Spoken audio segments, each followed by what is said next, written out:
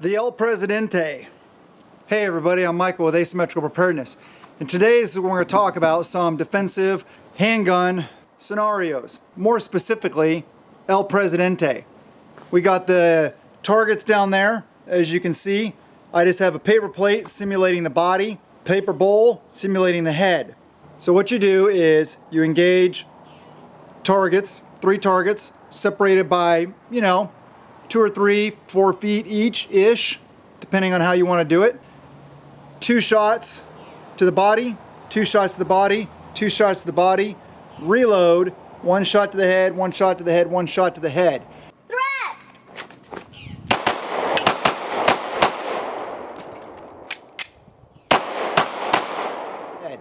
So your first mag, you want to have 6 rounds in it. Well, 5 in the mag, 1 in the chamber. Second mag, 4 rounds. Because you want to leave 1 in the chamber, just in case there's something else around, identify a target, stuff like that. Mainly, it's easier to reholster. But you're drawing from concealment. So as you can see here, I'm carrying concealed. My appendix rig, I will show you the rig. It is a T-Rex Arms sidecar holster. I like this rig, it's really nice. I got black and red because it doesn't have to be camouflaged. Nobody ever sees your concealed carry rig. One modification I did to it is this little tab here that pushes out on your belt, which pushes the butt of the gun closer to you to reduce printing. When I got it, it was mounted on this side. All I did is I swapped it to the other side to help push the butt of the gun even better. So that's my modification. But this is a great holster. Carries a reload and your handgun. Just clips into belt clips. Pretty nice, pretty simple. Easy to install. Put it in, lift up your shirt, put it down, pull over the tab, slide it down, and you're good to go. Really nice rig. So El Presidente starts off with you facing away from the target, as you saw. Somebody yells threat, you hear something, you spin, you identify the target, then you draw. Actually, you draw as you're spinning. Bring the gun up as quick as you can, to the chest, to the chest, to the chest. Do your reload. Make sure you're clearing your garments properly and safely when you're doing this. Make sure, especially for the draw, you're coming up, clearing the garment, bringing the gun up safely. Same with your reload. The reload's a little more difficult because you already have this hand out here and you have to clear the garment, grab your magazine, and then insert the magazine so you don't have 2 hands free to kind of clear your garments. And then also, when you're holstering, always be careful. Lift up, I always pull it out and then I slide it in. And I have my thumb under my garment. So I know my garment is not getting down in there to the trigger. Nothing's in there to snag for it to do a negligent discharge. So you got to be safe. 10.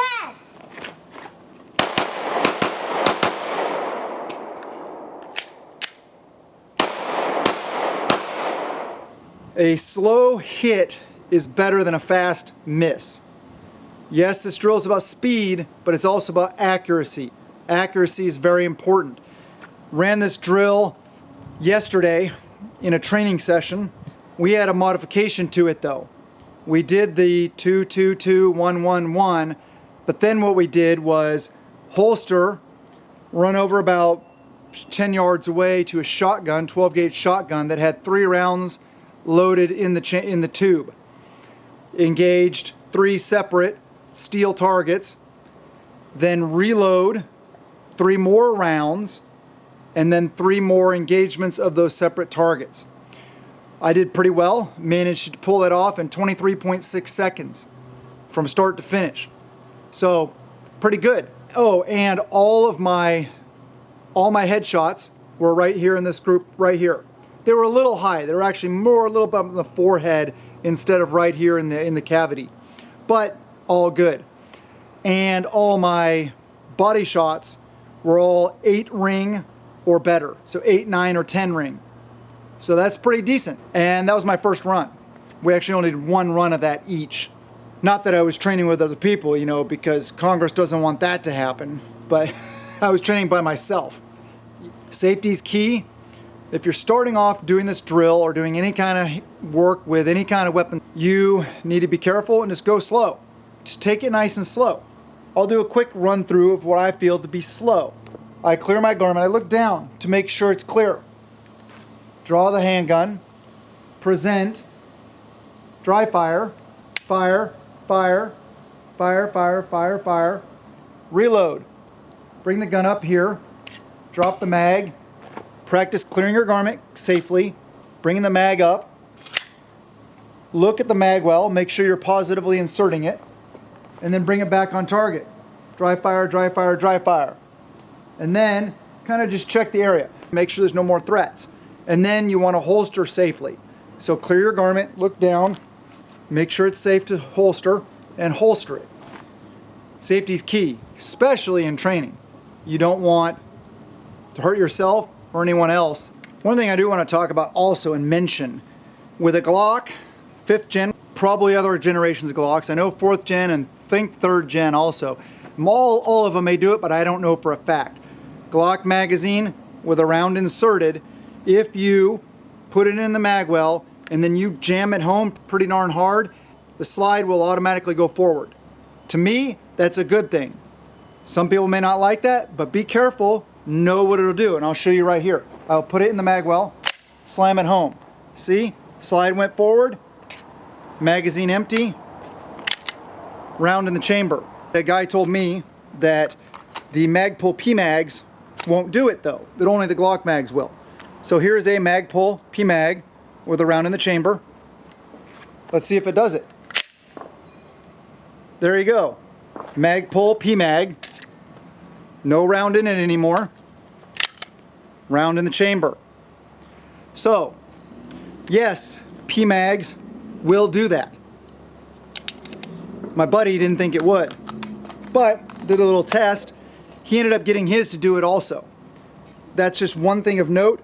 So if you know anything about Smith & Wesson M&Ps, the first generation of M&Ps, they do that a lot easier than Glocks do. I love that feature. I have an M&P 9 first gen and an M&P 45 first gen, and I love that feature. In the second gen, they added a little spring in there to not allow that to happen, which I think sucks. That's why I don't want a second gen M&P. First gen M&P, put a good trigger in it, you got a heck of a gun. But there's just one thing to know. Always know your gun inside out and backwards. Make sure that you are getting your finger in the same location every single time on the trigger. Not too far in, don't put too much finger in. If you put too much finger in, you're gonna be shooting to the left because you're gonna tweak it like that. If you don't put enough finger in, you could pull it like this to the right and you can shoot to the right. I identified a shooter that was doing that. I saw his headshots were all misses to the left, about yay to the left. Didn't know if he needed to drift his rear sight, maybe it was that, so I went up, I looked at his body shots. All his body shots, I mean, he had one on each side, but they were generally in the middle. So I realized what he did was he had proper finger placement on the trigger during his body shot round. Then when he did his mag swap to do his headshots, he put too much finger in, thus pulling it to the left. So make sure your finger right there in the middle of your pad is the same place every single time. Make sure that trigger squeeze is consistent every single time. A lot of people like just riding out to that trigger release. It's a trigger reset, which is fine. Some people like riding it out all the way. That personal preference, I forget which run, but one of the runs I was doing full trigger reset. Some of the ones I was riding the reset. You can be faster riding the reset, I think, but it's not necessary. This also, to tell you a little bit about the handgun, this is a Glock 19X. It is, for all intents and purposes, stock.